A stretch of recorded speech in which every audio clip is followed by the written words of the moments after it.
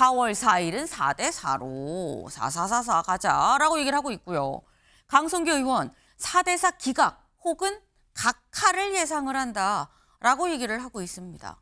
지금 사실 처음에 5대 3 뭐 교착설 얘기가 나오다가 이제 4대 4 얘기도 굉장히 좀 힘을 받고 있어요. 보수 진영에서는 그 얘기들을 더 많이 4대 4로 되면 네. 아예 논쟁 자체를 없애버리는 거니까 그게 더 낫겠다 이렇게 생각을 하는 거고 5대 3이면 시비가 좀 있잖아요. 네. 헌법재판소가 마흔역 재판관을 임명해야 된다라고 판결을 했는데 그거를 이행 안 하고 있는 거니까 봐라 5대 3은 만약에 마흔역이 왔으면 6대 3이 됐을 거 아니냐. 그럼 네. 인용이 됐을 텐데 그 5대 3으로 해서 소수에 의해서 기각이 됐기 때문에 이것은 절차적 정당성이 있다.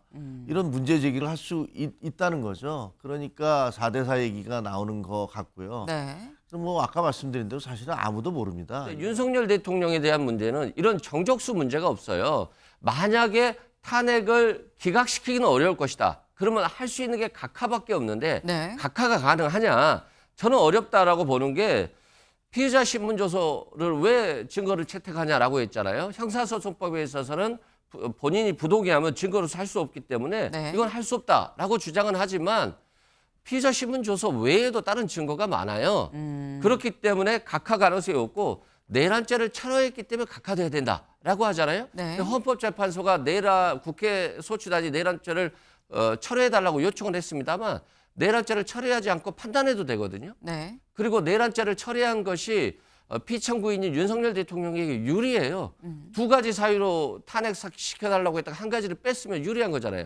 그럼 이게 기각은 될 수 있지만 각하 사유는 될 수 없다라고 보거든요.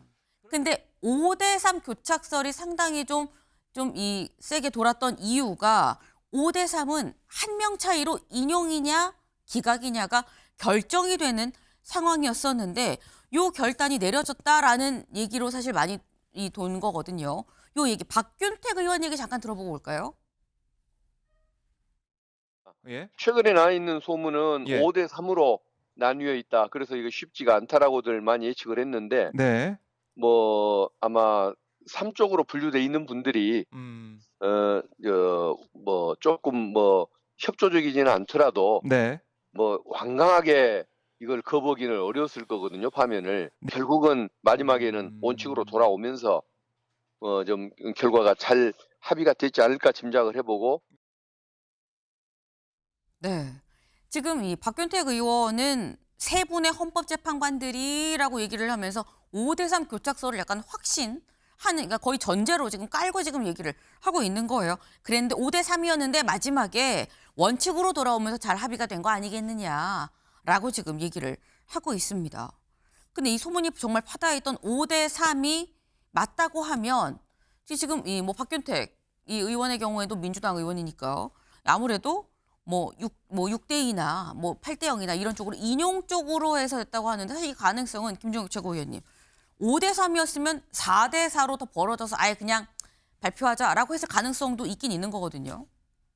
그럴 수는 있죠. 네. 그거야 뭐 4대 4로 해서 아예 차라리 4대 4가 되면 마흔역 재판관이 임명이 되든 안 되든 9명이 된다 하더라도 한쪽은 5이니까 그러니까 그냥 기각이 되는 거 아니에요. 그러니까 아무래도 이제 보수 진영에서는 그 얘기들을 더 많이 4대 4로 되면 네. 아예 논쟁 자체를 없애버리는 거니까 그게 더 낫겠다 이렇게 생각을 하는 거고 5대 3이면 시비가 좀 있잖아요. 네. 헌법재판소가 마흔역 재판관을 임명해야 된다라고 판결을 했는데 그거를 이행 안 하고 있는 거니까 봐라 5대 3은 만약에 마흔역이 왔으면 6대 3이 됐을 거 아니냐. 그럼 네. 인용이 됐을 텐데 그 5대 3으로 해서 소수에 의해서 기각이 됐기 때문에 이것은 절차적 정당성이 있다. 이런 문제 제기를 할 수 있다는 거죠. 그러니까 4대 4 얘기가 나오는 것 같고요. 네. 뭐 아까 말씀드린 대로 사실은 아무도 모릅니다. 이거는 뭐 실질적으로 저 세 가지 시나리오 중에서 원래 다 결정돼 있었는데 시간을 보고 있었던 건지 아니면은 야 우리 결정 못 하겠어. 그러니까 있는 대로 다 결정해서 이런 경우는 기각이 확실한 거고. 네. 근데 그게 아니고 뭐 막판에 이렇게 뒤집어져서 네. 아 알았어 이거 국정 혼란을 막기 위해서 내가 한쪽으로 결론을 내줄게라고 갔는지 그거는 뭐 알 수는 없는 얘기죠. 네. 아무것도 알 수 없는 상태에서 지금 많은 얘기들만 분출이 되고 있는 상태죠. 한국일보 같이 볼까요? 마은혁 변수 사라진 윤 탄핵 심판. 네. 8대0, 6대2, 4대4 여러 가지 시나리오가 거론이 되고 있다라는 겁니다.